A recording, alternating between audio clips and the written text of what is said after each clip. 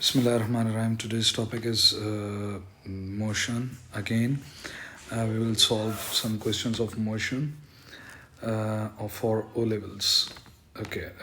In this question, they are saying that a large stone is initially at rest, falls from the top of a building. The stone takes 3.2 seconds to fall to the ground.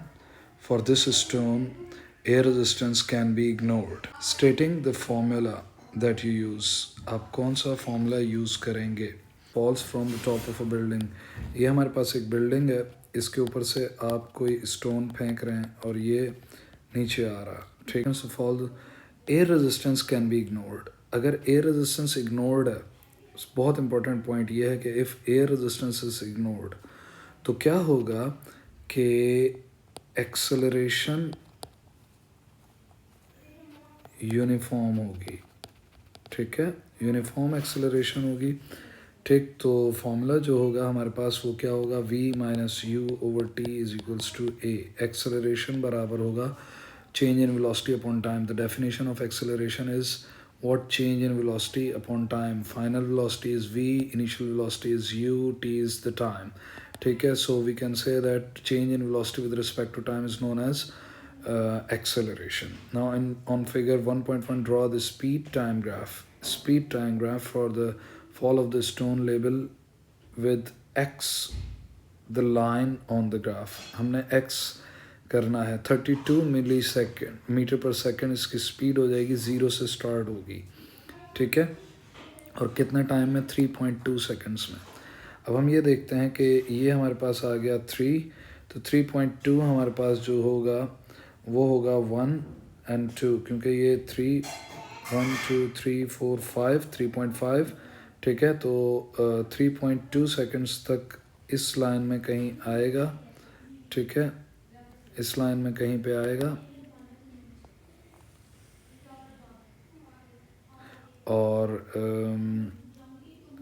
इसकी final speed जो है वो हमारे पास कितनी थी? It was 32 metre पर second. तो ये 30 और 40 के दरम्यान में फिर ये 32, तो ये वाली लाइन होगी, इसके अंदर आएगा. तो यहाँ पर ये मीट करेगा इस पॉइंट पे. तो हम यहाँ पे कह सकते हैं कि the graph will be a straight line till this point, ठीक है. सो ये दोनों हट जाएंगे, ठीक है. ये हमारे पास ग्राफ होगा टिल 32. सही, ये 32 है हमारे पास और ये हमारे पास 32 है and this one is 3.2 seconds, ठीक है. दिस वन, ठीक है. सो हम लोग क्या करेंगे? अब अगला क्वेश्चन कह रहे हैं कि दिस वन इज 3.2, इन दोनों को मीट कर देंगे, ठीक है.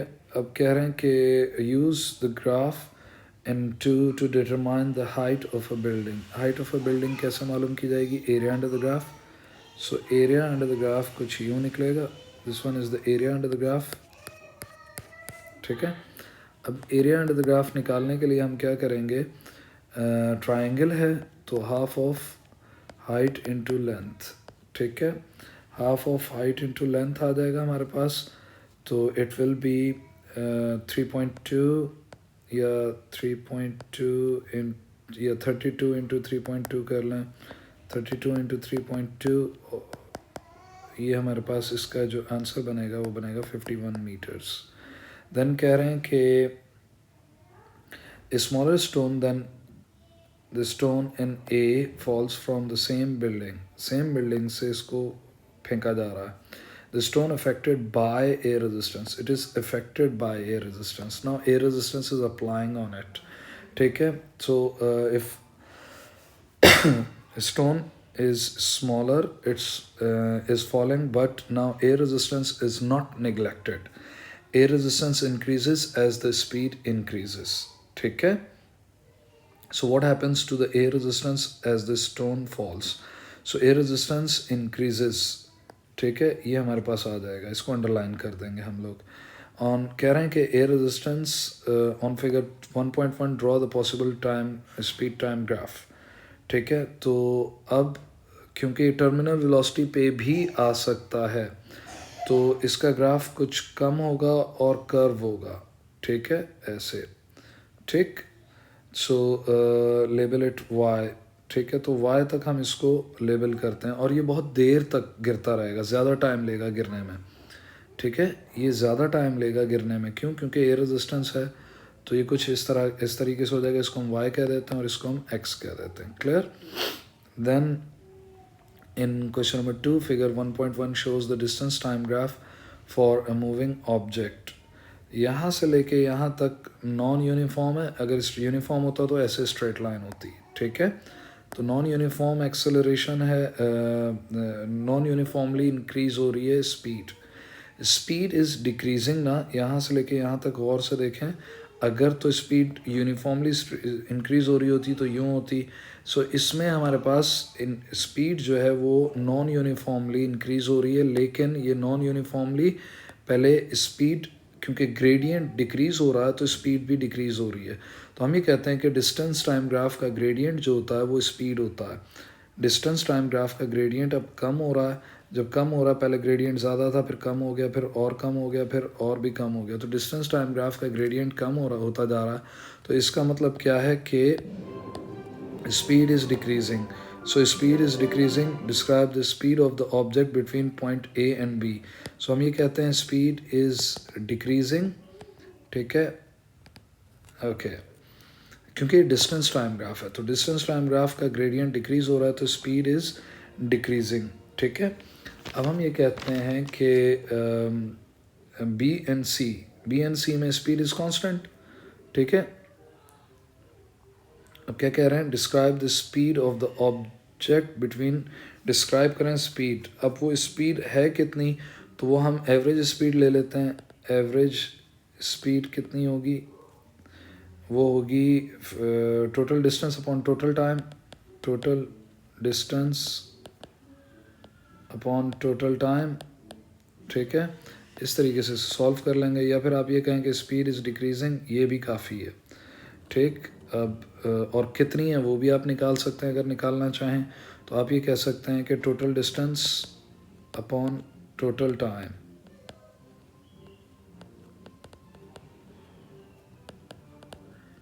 तो टोटल डिस्टेंस हमारे पास कितना है? 30 और 15 इज इक्वल्स टू 2 मीटर पर सेकेंड स्पीड है इसकी, ठीक है। फिर कह रहे हैं कि बी से लेकर सी तक स्पीड कांस्टेंट है, कांस्टेंट स्पीड जो कि क्या होगी 40 माइनस, अब इसका ग्रेडियंट निकाल लेंगे। ग्रेडियंट क्या होगा हमारे पास? y2 minus y1 over x2 minus x1। तो y2 हमारे पास कितना आ रहा है? y2 हमारे पास आ रहा है 50 माइनस 30। देखें y2 हमारे पास 50 है और y1 हमारे पास 30 है, ठीक है। 50 माइनस 30 ओवर x2 हमारे पास है 40 और x1 हमारे पास 15। तो 40 माइनस 15 इक्वल्स टू 0.8 मीटर पर सेकेंड, ठीक है, मीटर पर सेकेंड इसकी स्पीड है। Clear? Now state whether the acceleration of the object is zero, negative और positive as shown in the graphs between points A and B. तो acceleration क्या है? देखें स्पीड डिक्रीज हो रही है ना, तो एक्सेलरेशन क्या होगा? नेगेटिव होगा। स्पीड डिक्रीज हो रही हो तो एक्सेलरेशन नेगेटिव होता है ना। सो नेगेटिव आ जाएगा यहाँ पे, या पूरा लिख लें नेगेटिव, ठीक है। देन बी एंड सी, तो बी एंड सी पे कांस्टेंट स्पीड है, बी से लेके सी तक स्पीड कांस्टेंट है। तो जब कांस्टेंट स्पीड होती है तो हम कहते हैं एक्सेलरेशन इज ज़ीरो, ठीक है। कांस्टेंट स्पीड पे एक्सेलरेशन ज़ीरो होता है। अब इसके सी में कह रहे हैं कि calculate the average speed of the object during 40 seconds. तो 40 सेकेंड्स का मतलब है इस पूरे ग्राफ में हमारे पास क्या एक्सेलरेशन है, सॉरी क्या एवरेज स्पीड है। तो एवरेज स्पीड यानी पूरे में तो total distance upon total time ले लेंगे, net distance upon net time, या total distance upon total time, ठीक है। तो वो कितना आएगा हमारे पास? टोटल डिस्टेंस है 40, टोटल डिस्टेंस है 50 और टोटल टाइम है 40। 50 ओवर 40 इक्वल्स टू 1.3 3 मीटर पर second is the total speed. Question number 3 में कह रहे हैं parachute are used to slow down a certain racing car. Figure 1.1 shows the racing car of total mass of 750 kg. Mass हमें दिया हुआ है. Slowing down by using parachutes. The speed time graph for 20 seconds after the car reaches a full speed. ठीक है. At time t is equals to 6 seconds the parachute open. 6 second पे यानी ये इस पॉइंट पे पैराशूट ओपन हुआ है. ठीक है. 6 सेकंड पे हमारे पास पैराशूट ओपन हुआ है. कह रहा है on figure 1.2 mark figure 1.2. This one is figure 1.2 यानी ये ग्राफ जो है हमारे पास 1.2 है. कह रहे हैं कि mark a point labelled A where the car is moving at a constant speed. अब 0 सेकंड से लेकर 6 सेकंड के दरमियान में कहीं भी आप मार्क कर दें. यहाँ पर कांस्टेंट स्पीड से ही चल रहा है. गौर से देखें. There is no acceleration in it. 70 70 70 70 हर पॉइंट पे सेम स्पीड के साथ लग रहा है. तो आप यहाँ पर ए पॉइंट कर दें किसी भी पॉइंट पे 0 सेकंड से लेकर 6 सेकंड के दरमियान में कहीं पे भी. फिर कह रहे हैं mark a point labelled B where the car is decreasing at uniform rate. Uniform rate का मतलब ये होता है कि अगर हमारे पास ग्रेडियंट कांस्टेंट है तो एक्सेलरेशन कांस्टेंट होगा.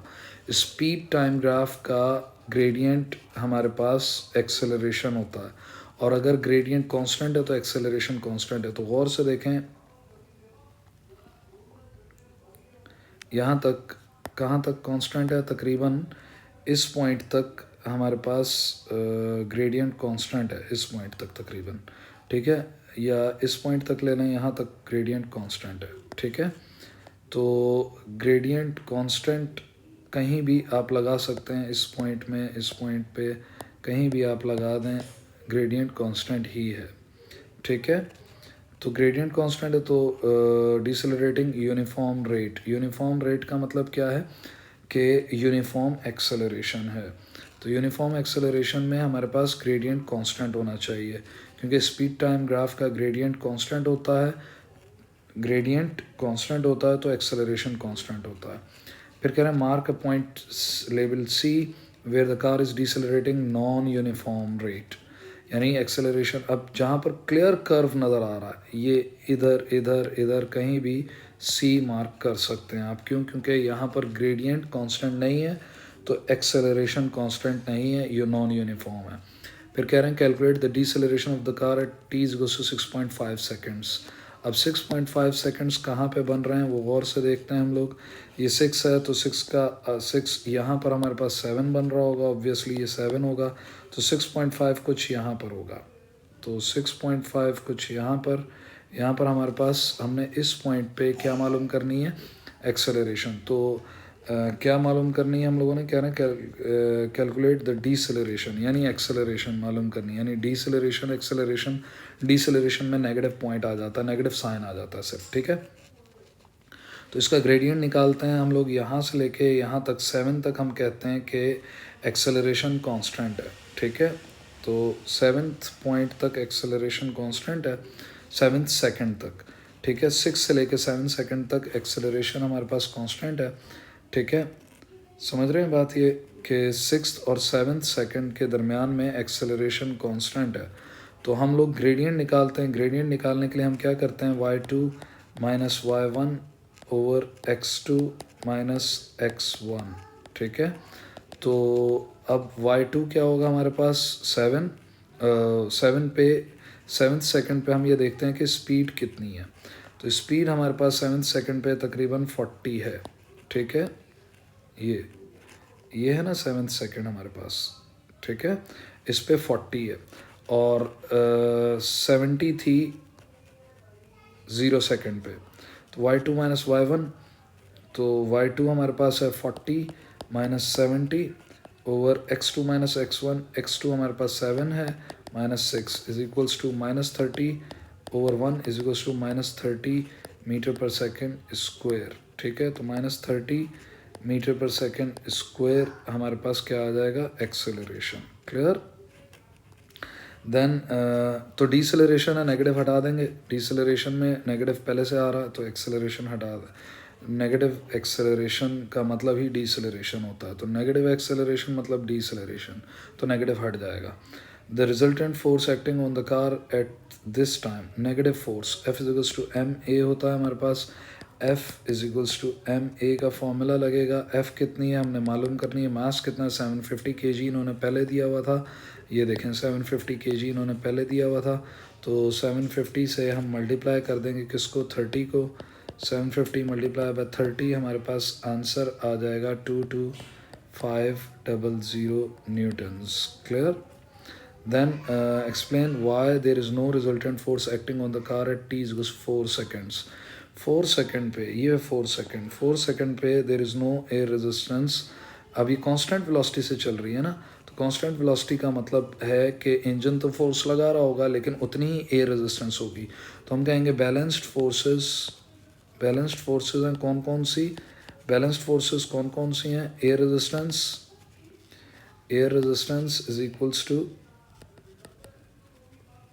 is equals to force of engine. बल्कि यहाँ पर सिर्फ एयर रेजिस्टेंस तो नहीं होगी, फ्रिक्शन भी होगी, तो हम फ्रिक्शनल फोर्स कह देते हैं, यानी friction between what road and tyre भी होगी और एयर रेजिस्टेंस भी होगी जो इस पर अप्लाई हो रही होगी। ठीक है, तो हम ये कहते हैं कि एयर रेजिस्टेंस नहीं बल्कि फ्रिक्शनल फोर्सेस are equals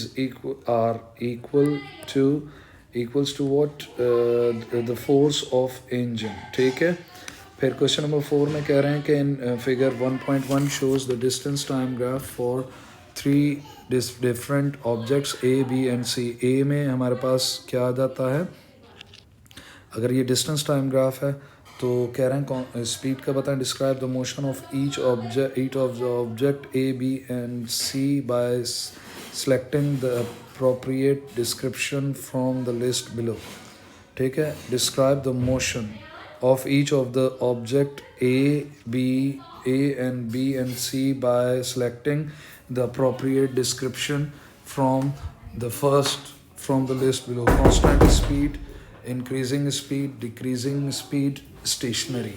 ठीक है, तो हमारे पास क्या होता है कि ए जो है वो इंक्रीजिंग स्पीड है।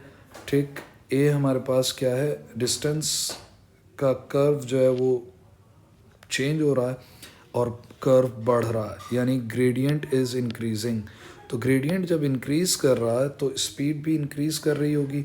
ठीक है, तो ये हो गया इंक्रीजिंग स्पीड। ठीक है, इंक्रीजिंग स्पीड होगी, और बी जो है हमारे पास वो कांस्टेंट स्पीड होगी क्योंकि कांस्टेंट ग्रेडियंट है। ठीक है, कांस्टेंट स्पीड होगी, और देन ये कह रहे हैं कि सी में डिस्टेंस ही कवर नहीं हो रहा, एक ही उतना ही डिस्टेंस है, चेंज ही नहीं हो रहा है डिस्टेंस। ठीक है, तो हम ये कहेंगे स्टेशनरी है। ठीक है, ओके। नाउ क्वेश्चन इसके बी में कह रहे हैं कि shows the speed time graph for 3 more objects D and E and F. तो डी ई एफ में हम लोग क्या करते हैं कि क्या बताना है इन्होंने, constant speed, constant acceleration, increasing acceleration, stationary. ठीक है, और ये स्पीड टाइम ग्राफ है, इसको हमने मेंशन करना है। तो स्पीड टाइम ग्राफ में ये इंक्रीजिंग स्पीड है हमारे पास, डी जो है वो इंक्रीजिंग स्पीड है। ठीक है, तो लेकिन अगर इंक्रीजिंग स्पीड यूनिफॉर्मली होती तो हम कहते हैं यूनिफॉर्म एक्सेलरेशन है। ठीक है, तो इंक्रीजिंग एक्सेलरेशन होगा डी क्योंकि ग्रेडियंट इसका इंक्रीज कर रहा है। ठीक है, डी का ग्रेडियंट इंक्रीज कर रहा है, सही है। जब इंक्रीज करेगा ग्रेडियंट तो ऑब्वियसली एक्सेलरेशन इंक्रीज करेगा, क्योंकि स्पीड टाइम ग्राफ का ग्रेडियंट हमारे पास एक्सेलरेशन देता है, तो इंक्रीजिंग एक्सेलरेशन आ जाएगा इसमें, डी में इंक्रीजिंग एक्सेलरेशन। ठीक है, अब आगे हम लोग देखते हैं कि ई में हमारे पास यूनिफॉर्म एक्सेलरेशन है, तो हम इसको कहते हैं कांस्टेंट एक्सेलरेशन। क्योंकि जो ग्रेडियंट है वो कांस्टेंट है, तो इसलिए कांस्टेंट एक्सेलरेशन आ जाएगा हमारे पास। ठीक है, देन कह रहे हैं कि एफ में हमारे पास यूनिफॉर्म स्पीड है क्योंकि ना तो स्पीड इंक्रीज़ कर रही है ना ही डिक्रीज़ कर रही है, ठीक है। सो हम कहते हैं कांस्टेंट स्पीड है, ठीक है। देन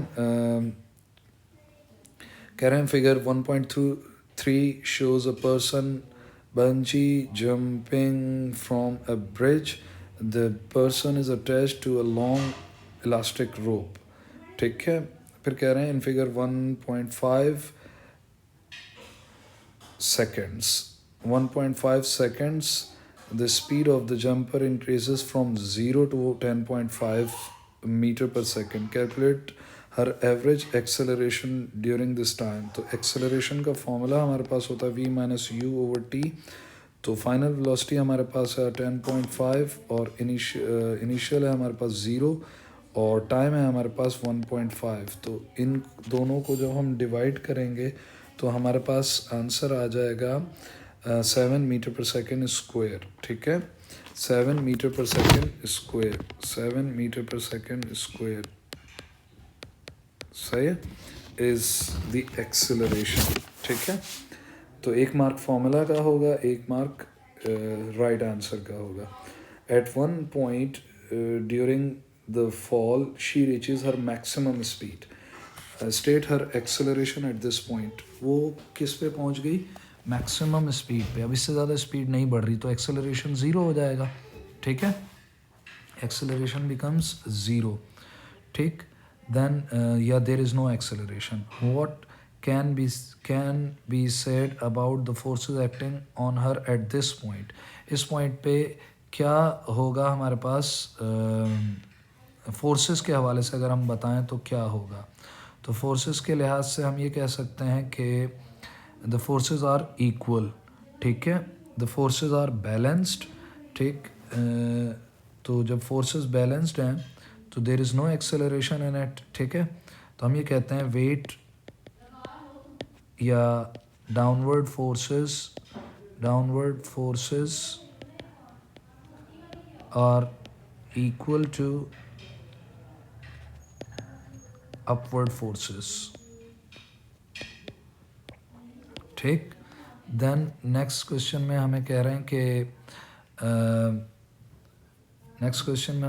कि a free fall parachutist jumps from a helium balloon but does not open his parachute for some time.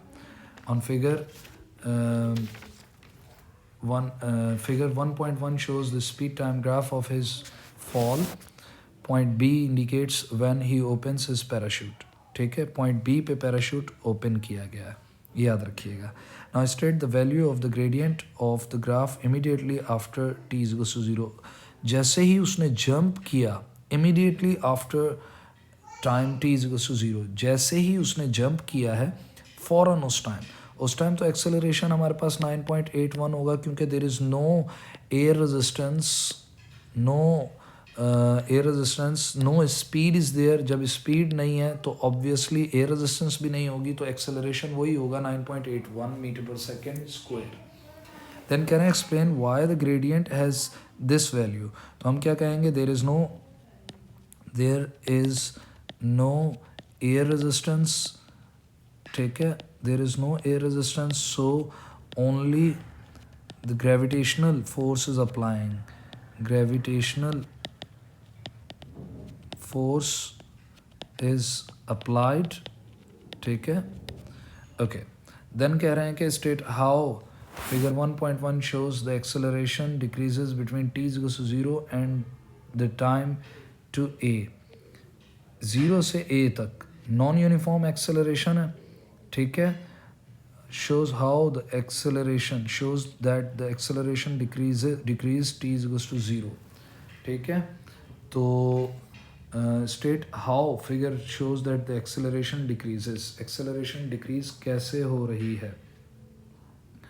तो उसके लिए हम कहते हैं कि the gradient is decreasing, simply gradient decrease कर रहा है ना। so हम ये कह देते हैं कि स्पीड टाइम ग्राफ का ग्रेडियंट जो होता है वो क्या होता है? एक्सेलरेशन होता है। तो स्पीड टाइम ग्राफ का अगर ग्रेडियंट डिक्रीज़ हो रहा है तो एक्सेलरेशन डिक्रीज़ हो रहा है। सो हम ये कहते हैं the gradient of speed time graph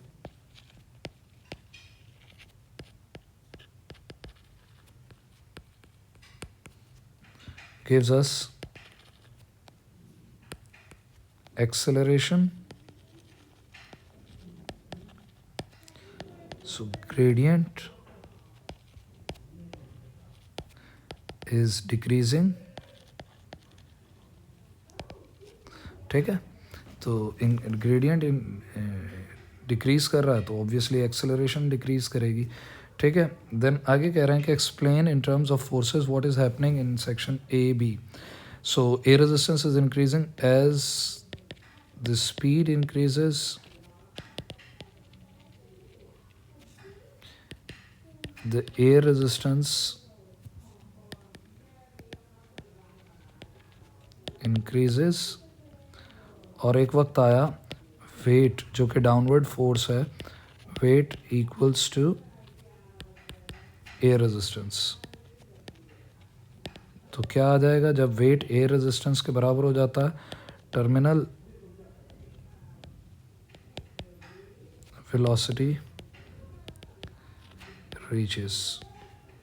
ठीक है, okay. The second parachutist of the same size and mass, same size का है, mass का है, jumps from the balloon with a larger parachute.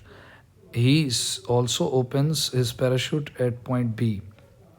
ठीक है, तो obviously air resistance ज़्यादा लगेगी. ठीक है, और टर्मिनल वेलोसिटी जो है वो जल्दी आ जाएगी. ठीक है, एयर रेजिस्टेंस ज़्यादा लगेगी, टर्मिनल वेलोसिटी अब ये तो यहीं तक रहेगा. देन ये जो बनेगा ना यहाँ से लेके यहाँ तक, ये ज़्यादा होगा. क्यों? क्योंकि एयर रेजिस्टेंस ज़्यादा है ना. तो एयर रेजिस्टेंस ज़्यादा है तो ऑब्वियसली लेस वेलोसिटी से वो आखिर में टर्मिनल वेलोसिटी से वो मूव करेगा. कह रहे हैं underline vectors in the following list of quantities. Force vector होता है और वेलोसिटी वेक्टर होता है. डेंसिटी स्केलर है, एनर्जी स्केलर है, मास स्केलर है, वॉल्यूम स्केलर है. फिर कह रहे हैं कि small metal ball is projected into air with the velocity of 40 metre पर second vertically upwards. The graph shows. अब देखें 40 से शुरू हुआ है, इसकी वेलोसिटी कम होती जा रही और यहाँ पर आकर ज़ीरो हो गई. ठीक है, अच्छा ये इस तरह का सिचुएशन है कि आपने कोई ऑब्जेक्ट ऊपर फेंकी है. ठीक है, कोई ऑब्जेक्ट आपने ऊपर फेंकी है. ठीक है, ये गई और यहाँ पे जाके उसकी वेलोसिटी ज़ीरो हो गई. तो इनिशियल वेलोसिटी उसकी मैक्सिमम थी जो कि इन्होंने दी हुई है 40. सही है, आपने जाहिर सी बात है किसी फोर्स से फेंका होगा ना इसको.